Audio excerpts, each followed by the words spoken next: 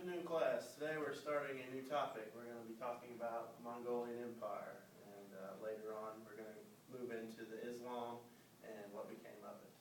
Alright, so first I want you guys to describe this map. What do we see here, Mr. Powell? The spread of the Mongol Empire. That's right. We have a huge empire here.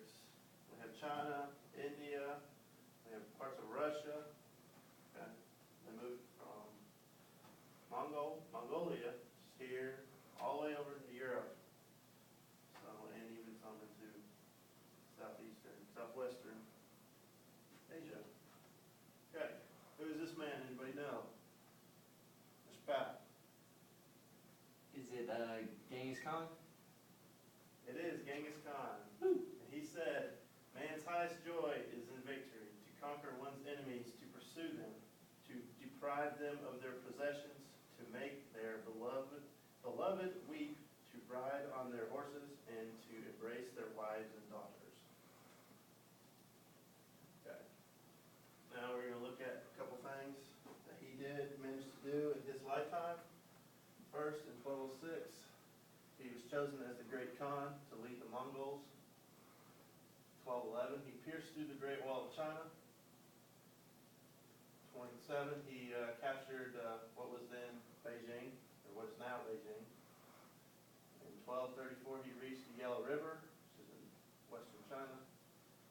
His armies reached to Hungary, Poland, and took North China, which means they looted it, took their possessions, killed whoever did not join them. All right, here we have a video.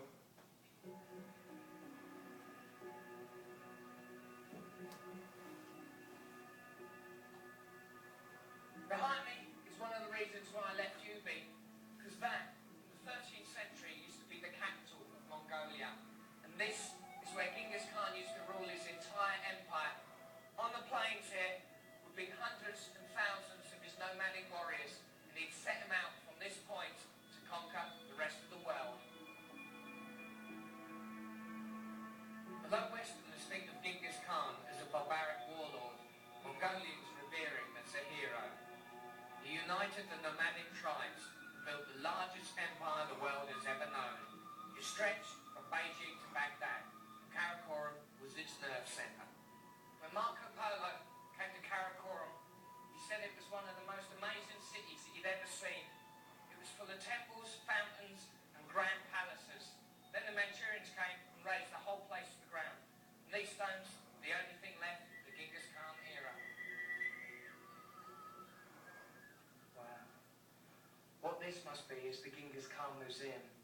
I actually think some of these costumes are originals, what he wore. So I better be careful and a bit respectful.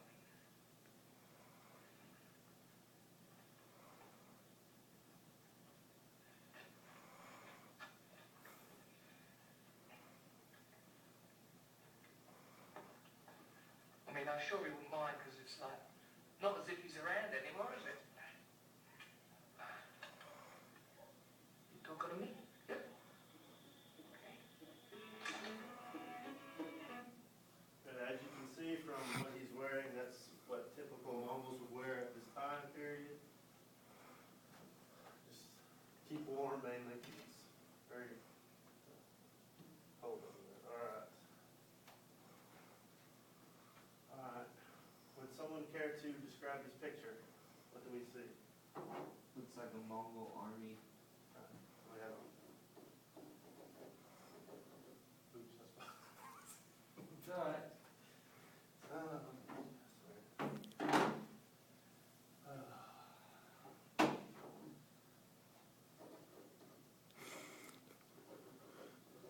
have an army. What else do we have? A horde? A horde.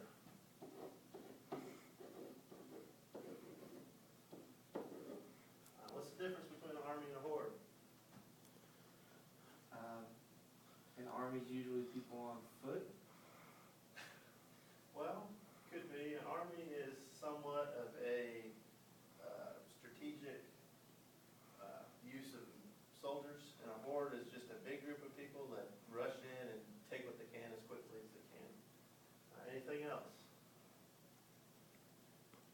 like plastic figurines. That's right, they do, don't they? Alright. Okay.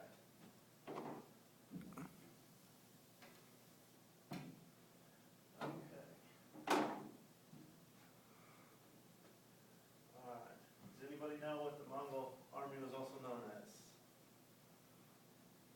It's something to do with the Horde. The Golden Horde. That is correct. Alright, I have one more video to share. Islamic civilization seemed poised for destruction, lost to posterity. But then something remarkable happened. While the consensus of opinion is that Mongols were a devastating force, I personally feel that they also had a very positive effect on Western Asia and the world of Islam. They opened the world tremendously.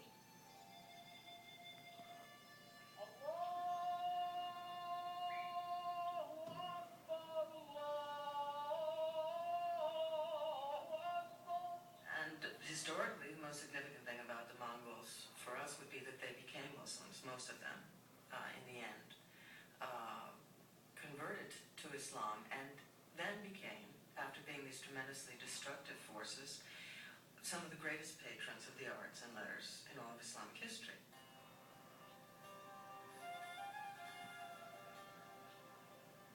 The conversion and its lasting effect was extraordinary. Within a decade, the Mongols had gone from building towers of human heads to building mosques glorifying God.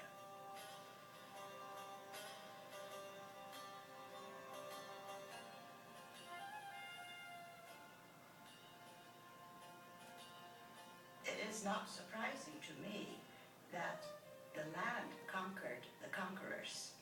The Mongols themselves became Muslims or Islamic leaders par excellence. The Mongols transformed Islam. Now Islamic power could be held by anyone, not just the Arabs who had created it. The Mongols threw open the door for the great gunpowder empire to follow.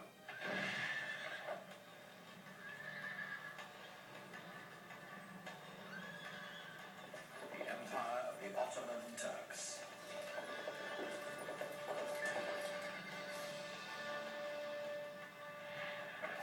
Islam was now set on a new course of expansion to both the east and the west, marching to the beat of Turkish drums.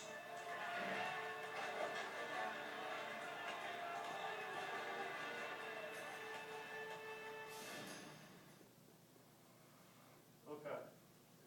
Now, tomorrow we will talk more about Islam, but I want to go back and show you why Islam became so prominent. Okay. Talked about Turkish influence. Well, Turkey is right there, and as you can see, looks like they couldn't make it all the way to Turkey. Turkey stopped them, so instead of taking over, they adapted and learned their ways, and that sphere of influence went all the way back into China, and Islam, birthplace was in this region.